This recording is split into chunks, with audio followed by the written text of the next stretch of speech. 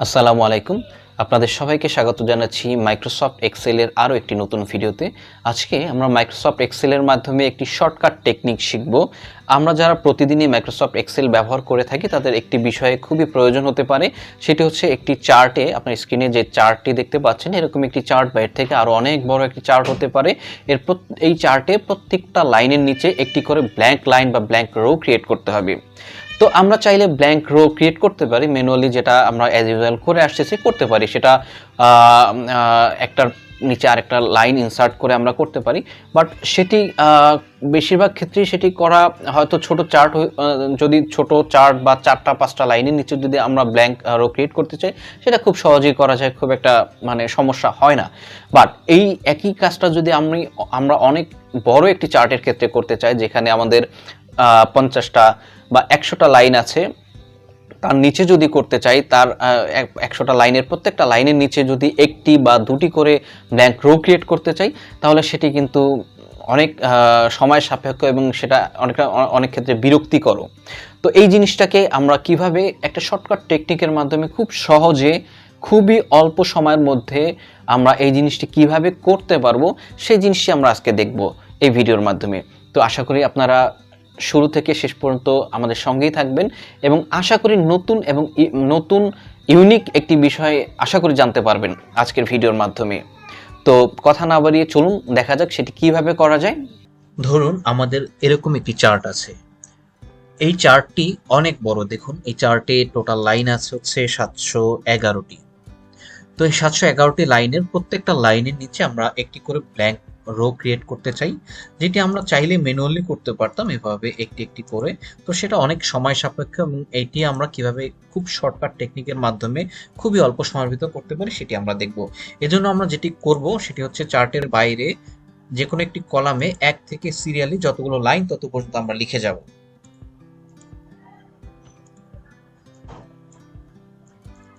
ওকে, আমাদের লেখা শেষ। এখানে টোটাল লাইন আছে হচ্ছে 710টা লাইন। সবগুলো লাইনই নাম্বার পড়ে গেছে। এখন 1 থেকে 710 পর্যন্ত পুরো নাম্বারটাকে আমরা কপি করব। কপি করে একদম সর্বশেষ লাইন যেটা আছে তারপর থেকে শুরু করে আবার 1 থেকে 710 পর্যন্ত যে নাম্বারগুলো পেস্ট করে দেব। পেস্ট করার পরে আমরা একদম প্রথম লাইনে গিয়ে একটা ফিল্টার ইউজ করব। এখানে ফিল্টার ইউজ করে যেই লাইনে আমরা নাম্বার 1 থেকে সিরিয়ালি নাম্বারগুলো বসিয়েছি সেখানে আমরা সর্ট করব স্মলেস্ট টু লার্জেস্ট। দেখুন খুব সহজেই প্রত্যেকটা লাইনের নিচে একটি করে ব্ল্যাঙ্ক লাইন ক্রিয়েট হয়েছে। আসলে আমরা এটাই চাচ্ছিলাম। এখন যদি প্রত্যেকটি লাইনের নিচে আমরা দুটি করে ব্ল্যাঙ্ক লাইন ক্রিয়েট করতে চাই তাহলে আমরা কি করব? তাহলে যে কাজটি আমরা করব সেটি হচ্ছে আবার এই চার্টের বাইরে যে কোনো একটি কলামে 1 থেকে সিরিয়ালি আমরা লিখে যাব।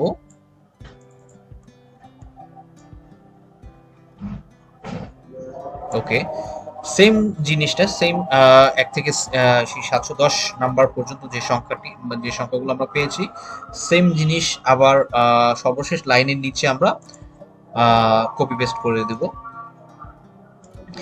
এরপরে কপি পেস্ট করার পরে সর্বশেষ নাম্বারটি যেখানে পড়েছে তার নিচে আবার সেম জিনিস আমরা কপি করে দেব।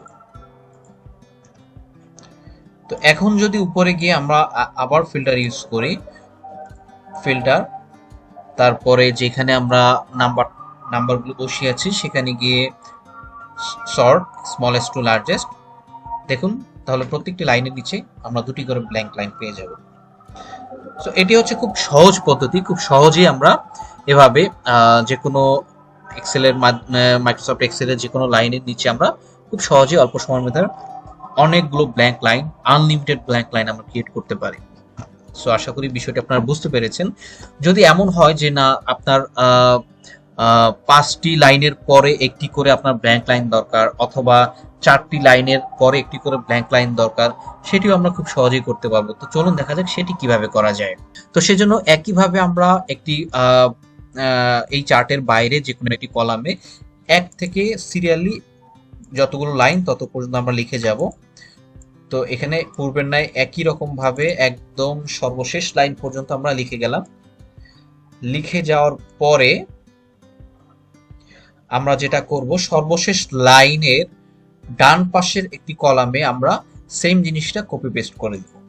ওকে, এখন আমরা যেটি করব সেটি হচ্ছে এই সর্বশেষ লাইনের নিচে যেখানে 710 এসেছে তার নিচে আমরা যে কয়টি লাইনের পরপর ব্ল্যাঙ্ক লাইন আমরা ইনসার্ট করতে চাচ্ছি বা ব্ল্যাঙ্ক লাইন চাচ্ছি সেই সংখ্যাটি আমরা এখানে লিখব। সাপোজ আমরা 5টি লাইন পর পর একটি করে ব্ল্যাঙ্ক লাইন চাচ্ছি, তো আমরা এখানে 5 লিখব, তারপরে আমরা লিখব 10। তো এভাবে ক্রমান্বয়ে 5, 10, 15 করে সামনের দিকে এই সংখ্যাটি বাড়তে থাকবে। তো আমরা সেই জিনিসটি খুব সহজেই এখানে করে ফেলি। ওকে, সো 5, 10, 15, 20, 25 এভাবে সংখ্যাটি একদম সেই 710 নাম্বার লাইন পর্যন্ত গিয়ে শেষ হয়েছে। তো এখন আমি যেটি করব সেটি হচ্ছে আগের মতোই আপনার একটা ফিল্টার ইউজ করব, ফিল্টার, তারপরে যেই কলামের সংখ্যাগুলো বসিয়েছে সেখানে সর্ট করব স্মলেস্ট টু লার্জেস্ট, এবং তাহলে আমরা খুব সহজেই আমাদের যে রিকোয়ারমেন্ট সেটা আমরা পেয়ে যাব। দেখুন খুব সুন্দরভাবেই প্রতি 5 লাইন পর পর একটি করে ব্ল্যাঙ্ক লাইন ক্রিয়েট হয়েছে। তা আশা করি বিষয়টি আপনারা বুঝতে পেরেছেন।